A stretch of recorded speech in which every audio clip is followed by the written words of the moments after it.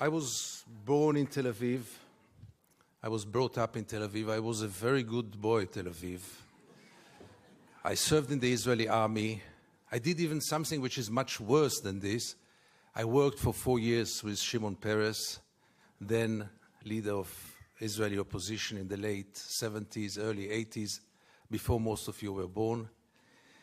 And it was only by the late 80s when I started to travel to the occupied territories quite accidentally, when I realized, as a journalist, when I realized that the biggest drama of Israel is taking place half an hour away from our homes, in our dark backyard.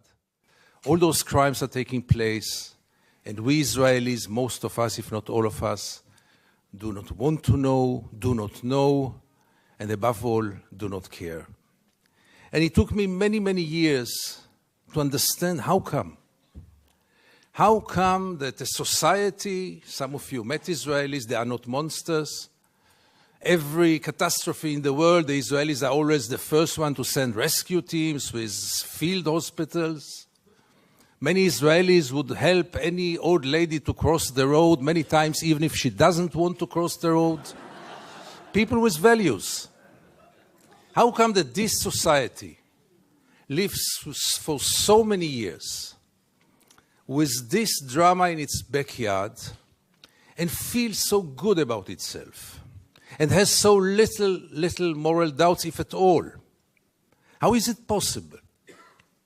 How is it possible that most of the Israelis, if not all of them, are deeply convinced that the IDF is the most moral army in the world? Try to tell an Israeli, and I tried it once or twice, you know what, maybe it's the second moral army in the world. Maybe the army of Luxembourg is more moral. I don't know if Luxembourg has an army at all. They will be deeply offended. How can you dare? How come that when this reality is taking place so close to our homes, not over the oceans, but just half an hour away from our homes, how come that we live in peace with it, that we continue with it, that there is no resistance, almost nothing? And here I want to object to what my friend Miko said. When I got first the invitation to come here, the first words were Israel Lobby. I said, wow, they invite me. AIPAC is inviting me. And then I said, that's the chance of my life. And I'm going to come there to Washington and to tell them, listen, with friends like yours, Israel does not need enemies. But unfortunately, but then I continued to read, and I read that I'm privileged to be invited to another forum, not exactly AIPAC, and even not the Anti-Defamation League. But I can say it from here, Miko. I think that we are dealing with a corrupting friendship. I think that if it wouldn't be the Israel lobby, Israel would have been today a better place to live in. Israel would have been a more just place. And I think that if it wouldn't be the Israel lobby, the United States would have been a better place and a more democratic place. But it's not for me to judge the American politics. And still, by the end of the day, we are dealing with an enigma, because nothing can really explain it. Nothing can explain how administration after administration, legislators after legislators, are going in the very same way, which contradicts American interest in so many cases, which contradicts international law, human rights, moral values, you name it. Can it be only this small group, as powerful as it is? Is it the full explanation?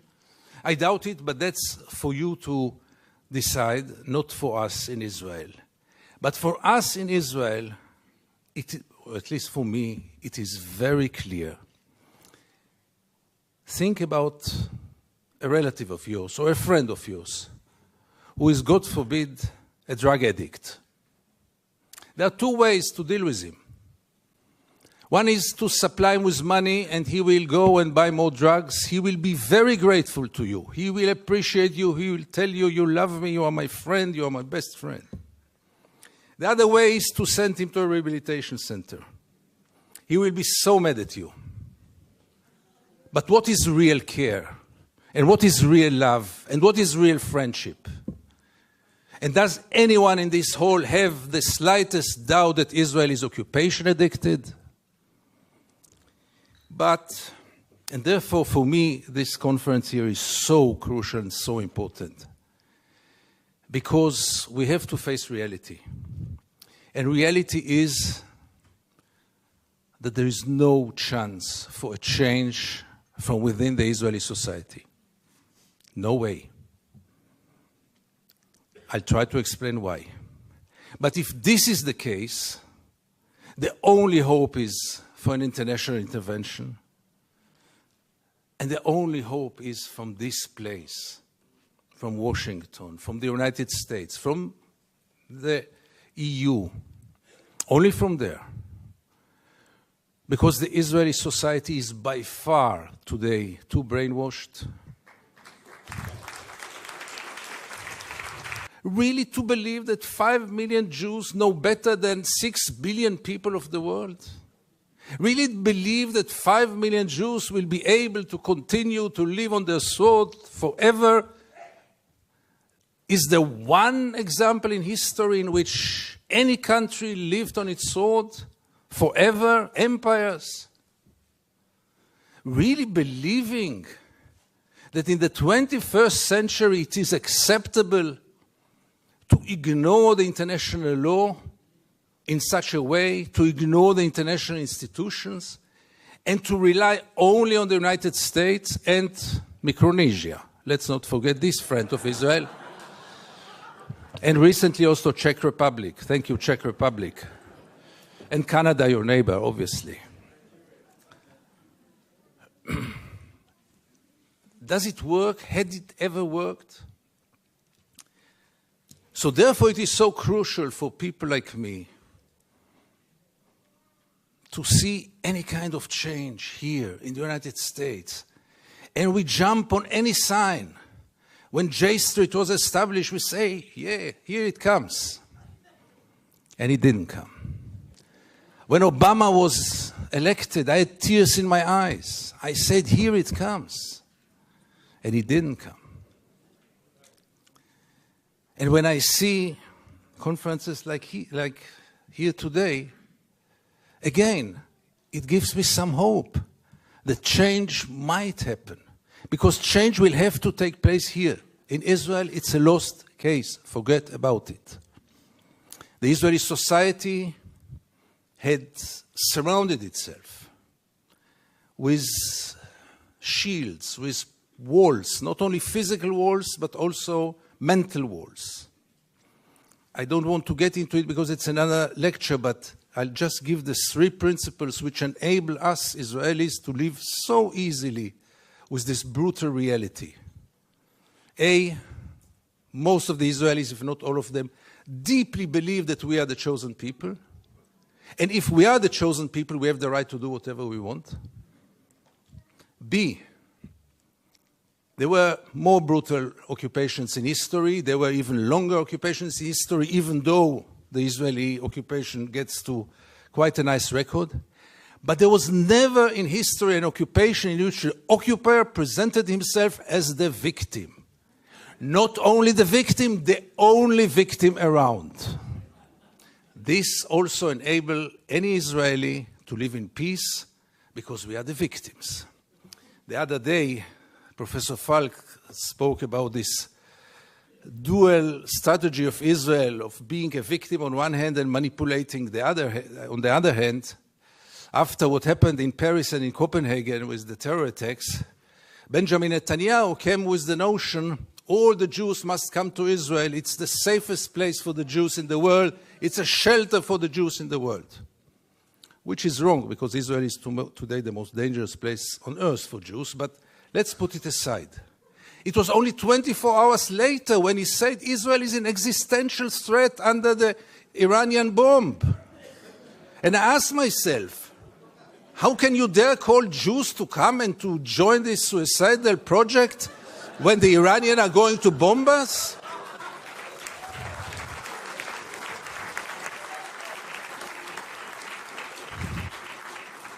But in Israel, everything goes, and both declarations were accepted as the only truth. And here I get to the third set of values which enable us Israelis to live in peace with the occupation. And this is maybe the most crucial one and the worst one. We say victimization, we say chosen people. When I say victimization, it goes without saying we have to mention the Holocaust and the unforgettable Mrs. Golda Meir that the American jury had exported to Israel. She said once, this unforgettable woman, that after the Holocaust, the Jews have the right to do whatever they want. But the third set of values is the most dangerous one, and this is the systematic dehumanization of the Palestinians, which enable us Israelis to live in peace with everything, because if they are not human beings like us, then there is not really a question of human rights. And if you scratch under the skin of almost every Israeli, you will find it there. Almost no one will treat the Palestinians as equal human beings like us. I once wrote that we treat the Palestinians like animals, and I got so many protest letters from animal rights organizations. Rightly so. But by the end of the day, how many Israelis did ever try for a moment to put themselves in the place of the Palestinians for a moment, for one day? And I want to give you two examples which will demonstrate it. Many years ago, I interviewed then candidate for Prime Minister Ehud Barak. And I asked him a question which I try to ask in any occasion. Mr. Barak, what would have happened if you would have been born Palestinian? And Barak gave me then the only honest answer he could give me. He said I would have joined a terror organization. What else would have he done? Would he become a poet? He doesn't know to write poems. Would he become a pianist? He's quite a bad pianist, and I doubt if he would have become a collaborator, because he is a fighter. And it became a scandal, because how can you dare to put Ehud Barak to think what would have happened if he would have become a Palestinian? And the second incident, briefly, Second Intifada, the city of Jenin, the most closed city in the West Bank, real total siege. I go out from Jenin, I come to the checkpoint, a Palestinian ambulance is parking there with the red lights. I stand after him, no cars can get out of Jenin in those days, no cars can get in, and I wait. The soldiers are playing backgammon in the tent. Usually I know myself, it's better that I don't get into a confrontation with the soldiers because it always ends up very badly. So I stayed in the car, but after 40 minutes I couldn't take it, and I went out to the car. From the car, I went first to the Palestinian ambulance driver and I asked him, what's going on? He told me that's the routine. They let me wait 1 hour until they come and check the ambulance.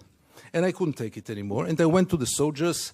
It became a confrontation. But the question that I asked them, which really brought them to direct their weapons toward me, was one. What would have happened if your father would have been lying in this ambulance? This freaked them out. They lost control. How can I dare to compare between their father and the Palestinian in the ambulance?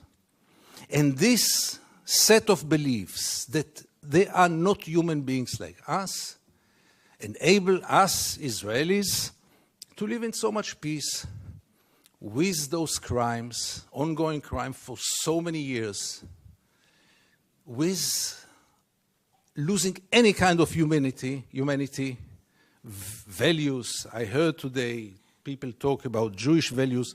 I must be frank with you, I don't know what are Jewish values. I know what are universal values. Let's not get into it, really.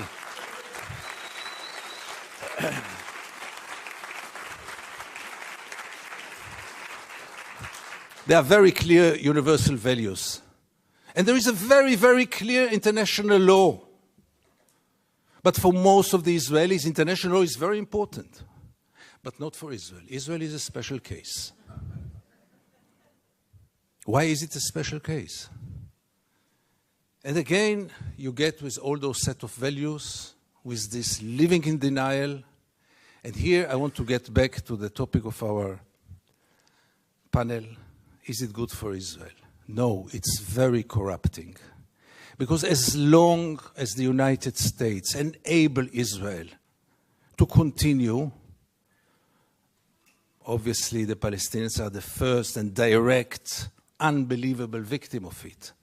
But by the end of the day, what will Israel be after all those years?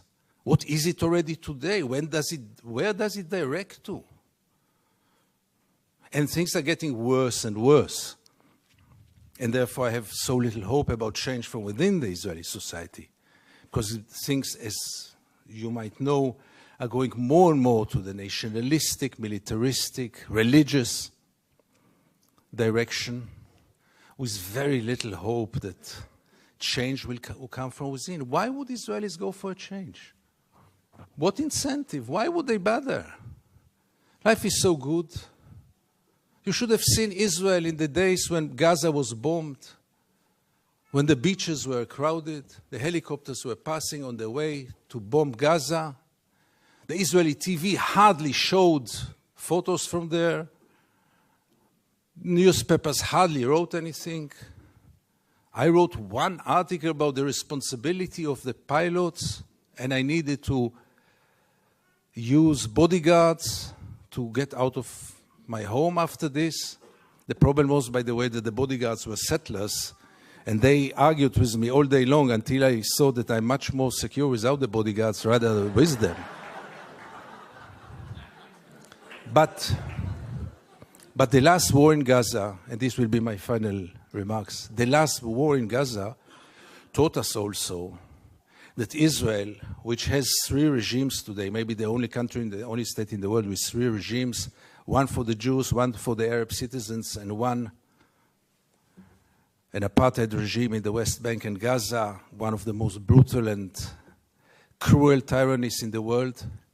But even for the facade, even for this democracy, which I always thought is a democracy for its Jewish citizens, I realized last summer that it is a democracy for its Jewish citizens, but only if they think like the majority. And therefore, and by this I want to conclude, I want to tell you all that few of us, very few, much too few, but few of us are looking to the West, Europe, and then United States, with a great hope, because we lost hope in Israel. Thank you very much.